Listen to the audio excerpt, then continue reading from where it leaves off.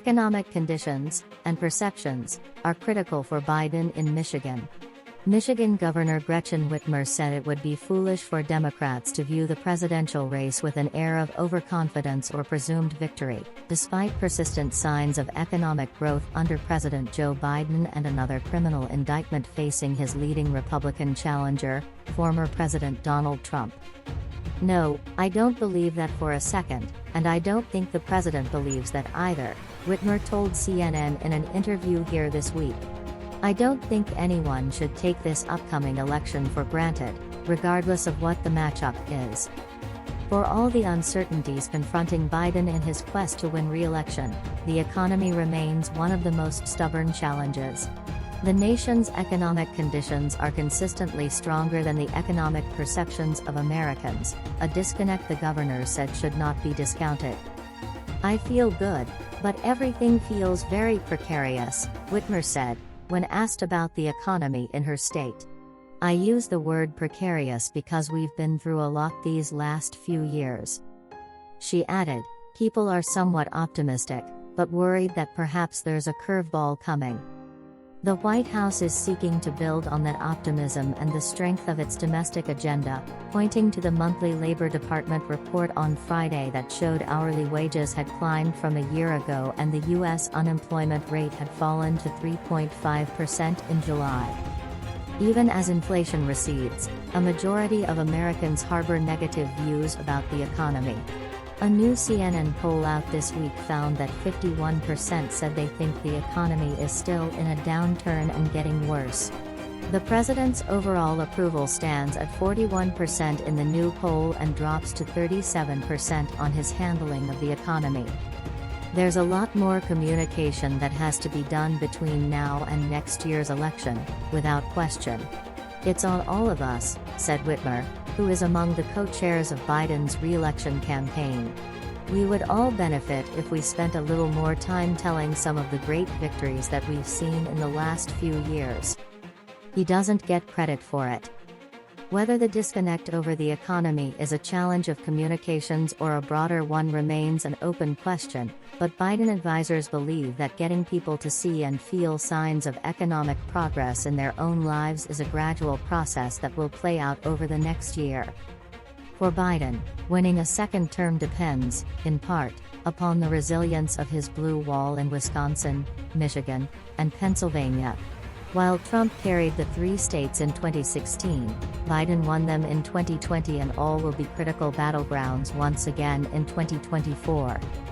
As Paul and Nancy Newman waited to catch a ride on the Emerald Isle ferry in the northern Michigan town of Charlevoix one morning this week, they said they do not believe Biden is being graded on his actual accomplishments. "Road construction is everywhere," they said, as well as many other projects from Biden's landmark infrastructure law. "He doesn't get credit for it," said Paul Newman, a retiree who lives in Michigan's Upper Peninsula. "Democrats have never done a good job selling themselves, that's one problem. They need to get out there like Trump and everybody did and just start talking about all the things that are going on. Take the ferry, for example. It connects Michigan to Beaver Island on Lake Michigan and will soon be replaced by a new ship through an investment of state and federal money, including $6 million in funding from the infrastructure law."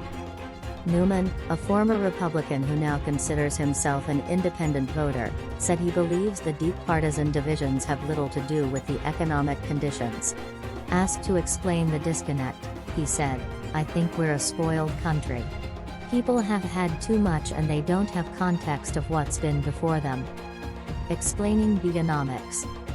As Biden, Vice President Kamala Harris and members of their cabinet fan out across the country this month to sell the administration's economic achievements, it's clear there is considerable explaining to do when it comes to Bidenomics, a term the White House repeatedly touts.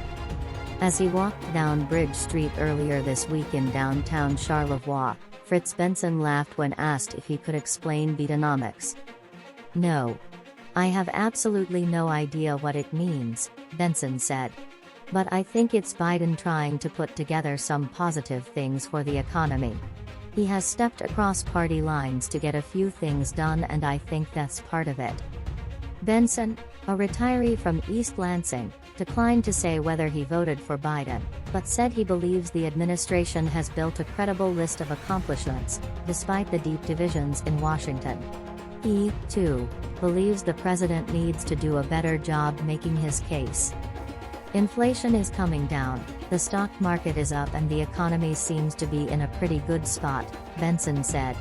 The Biden administration needs to get their message out a little bit better because they have passed some good things, the debt ceiling and so forth, that could have really hurt the country. This is the new normal.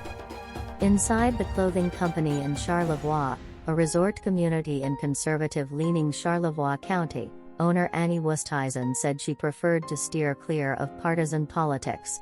But she said she feels a brighter mood this summer in the aftermath of the pandemic.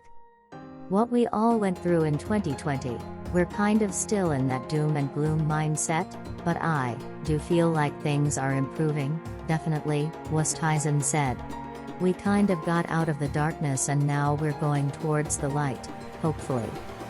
While inflation has cooled, soaring interest rates and high costs from groceries to housing still contribute to a mixed economic climate, said Republican State Senator John DeMoose, who represents a broad swath of northern Michigan. I'm waiting for prices to go back to normal and they're not. This is the new normal, DeMoose said in an interview. I think people are still suffering. But in addition to frustrations with the economy, he said, there is a broader feeling of exhaustion among the American people at the state of politics on both sides. I think people are scratching their heads and just want to be left alone, he said. Get back to a period of normalcy for a while, but I don't know if that's coming anytime soon, especially with 2024 looming. The president carried Michigan by nearly 3 percentage points and has visited the state several times since he took office, touting the benefits of the Inflation Reduction Act, the bipartisan infrastructure law and more. 2 summers ago, Biden stopped at King Orchards, where owner John King has endured high labor costs, supply chain challenges and inflation, all of which have made him worry about the future of his family business. He said his Republican neighbors blame Biden. He does not, but worries that deep divisions and partisan acrimony will only get worse, given the criminal charges facing Trump and the ensuing political fallout. I'm not disappointed in the president. I'm not, King said, standing beneath an apricot tree filled with fruit. I just think there's so much to overcome. That's today's latest news. Don't forget to subscribe, like, and comment so that this channel can continue to exist. Thank you for listening to the end and I hope it's useful.